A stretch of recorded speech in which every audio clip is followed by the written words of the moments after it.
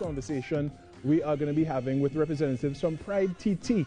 Now, we are just almost at the end of Pride Month, and we have the opportunity this morning to chat with its members to find out how Pride Month has gone, and also, what the theme was for this year and what they are going to do moving forward. Joining me this morning, it's co-chair Zoe Sazzle, and we also have the director and trustee of PrideTT, Faye Ferdinand. Good morning to my guests and welcome.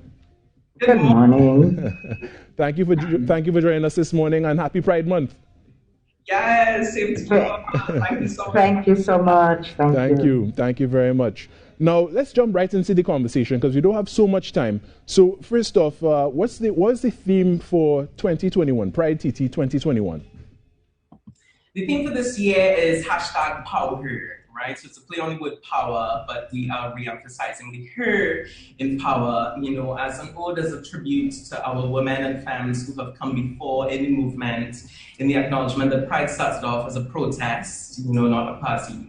And that was led by women, and also in light of all of the gender-based violence and the real attack against our women that we've seen on a national scale. Yeah. Earlier this year and even last year, we wanted to dedicate this year's theme to the empowerment and focusing and centralization of our women.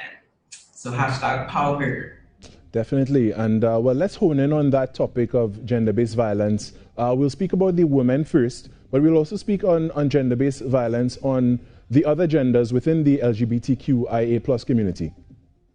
Yeah. Now, we have seen an increased awareness, but also an increased prevalence of violence against women in Trinidad and Tobago and worldwide, especially with the dawn of the pandemic, where there had been more reports of domestic violence and other forms of violence.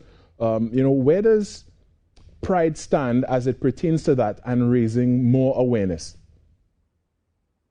Faye, I'll let you take this one. Just as within the general population of Trinidad and Tobago, there is gender-based violence, not only from outside of the community to within our community also it exists. Our community is just a microcosm of the entire population of Trinidad and Tobago, so we are faced with it. And COVID has really and truly added even more stressors onto our community, which has increased the violence within it. Also, people have lost their jobs and everything else, just like everybody else. So yeah, it's very important to us, and we have many things that we wish to put in place to counteract things, but we have to take it as we can do it as much as possible. It's all about education and trying to get some plans in. So you jump back in. Yeah, definitely. And also, I think, Harry, it's so important what you mentioned about the other genders and the aspect of gender-based violence that we have been seeing more so, with regards to members of our community that in previous times would have had the opportunity to be out. Sometimes right. Home would have just been a place that you rest your head. Right, you're accustomed being out, but now in these times we're forced to be home, sometimes with partners or family members who, are not as tolerant and are not accustomed to having us in this space so permanently. So there's also that layer that we're dealing with. Yeah, definitely, and of course, discrimination against members of the community. Have any of you ever personally experienced violence from anyone in your life because of your sexuality, because of who you are? Yes, I have.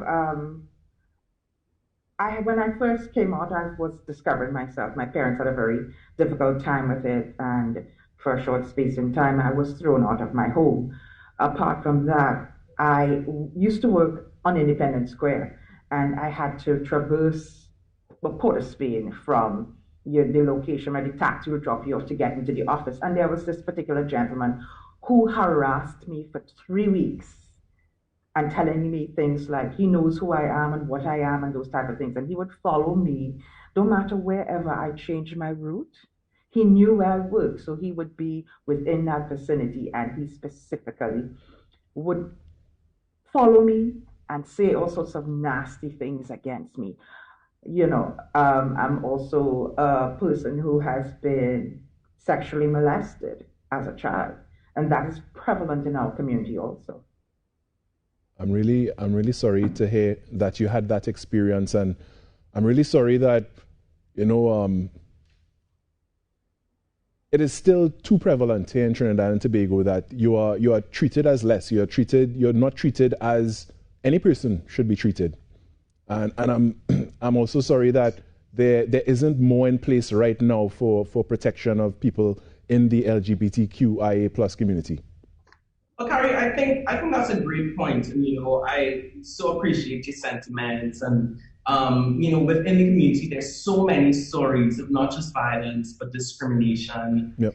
And you're right, legislation is one of the main places in which and that's part of our discussions this year. Actually, yesterday we had a panel as part of our monthly events that was legislative activism, and it was speaking specifically to the laws of the land and the places in which we need to impact our, change most effectively. I myself was in a unique working environment in which, I was forced to choose between my gender identity or, working in accordance with, I identify as a trans group. So my ID does not match up with who I present to be, And these are the kinds of legislative changes we need, so that from the highest level down, the government recognizes the importance of LGBT people and the importance of us being able to live our day-to-day lives.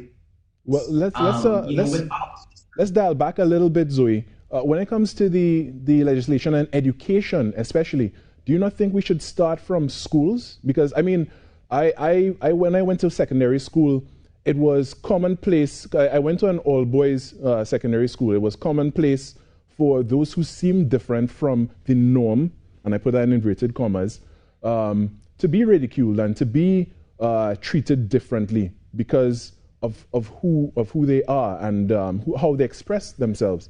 Now, do you not think it's something that we need to even raise more awareness on the school level to ensure that protection and understanding starts from the very beginning?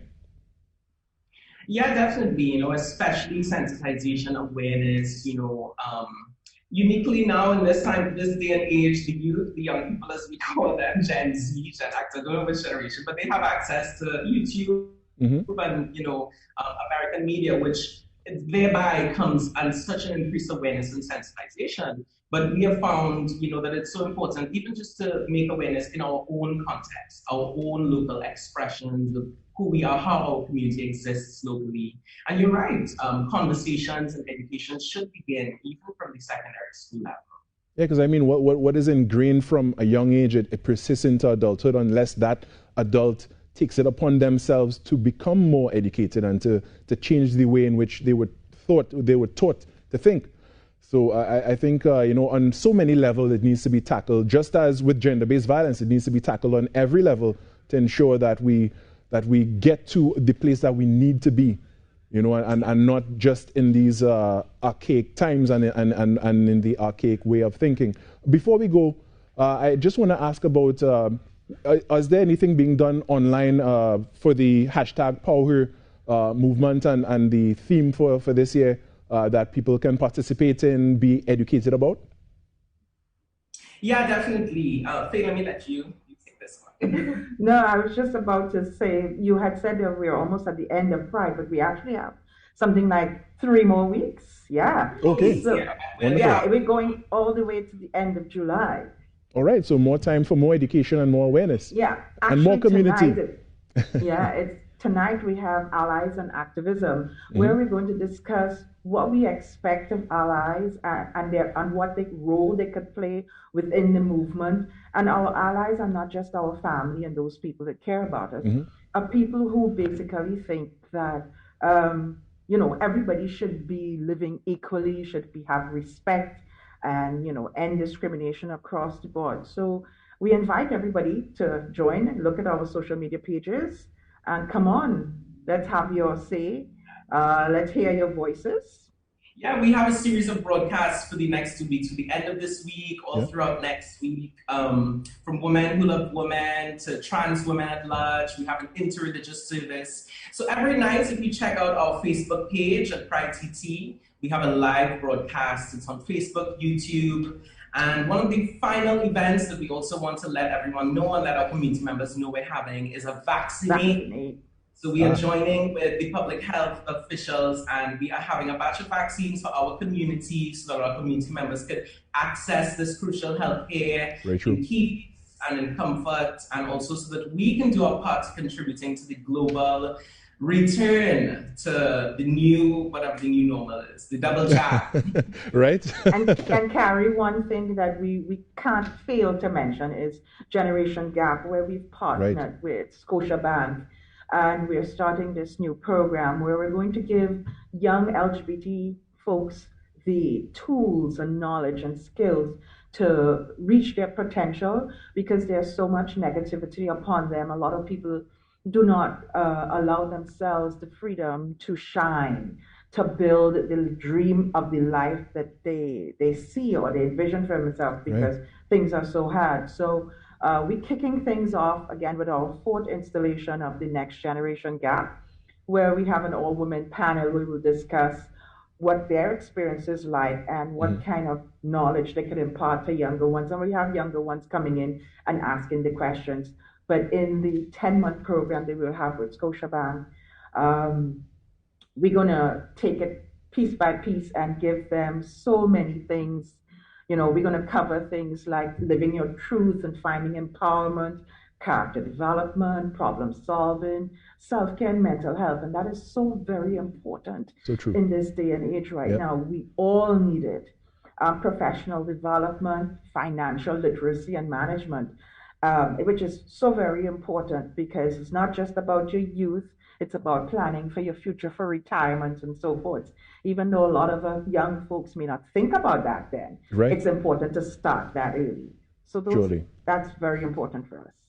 Very, very important. And I want to thank you for highlighting that as well. And I want to encourage everyone to go onto the PrideTT social media pages and handles. You can tune in for that online session, those online sessions, and get yourself educated, get yourself more aware, and find out how you can be a proper ally to the LGBTQIA plus community, and and get yourself more information as well, because LGBT rights are human rights, and we want to ensure that we have like our human rights on the forefront here in Trinidad and Tobago. All right, I want to thank you both for being with us this morning. Happy Pride Month. And thank you very much for having us. All right, have a good one. That is Zoe Sazzle, co-chair of PrideTT, and Faye Ferdinand, director and trustee. We're now going to take a short break and come back with much more right here on the Now Morning Show.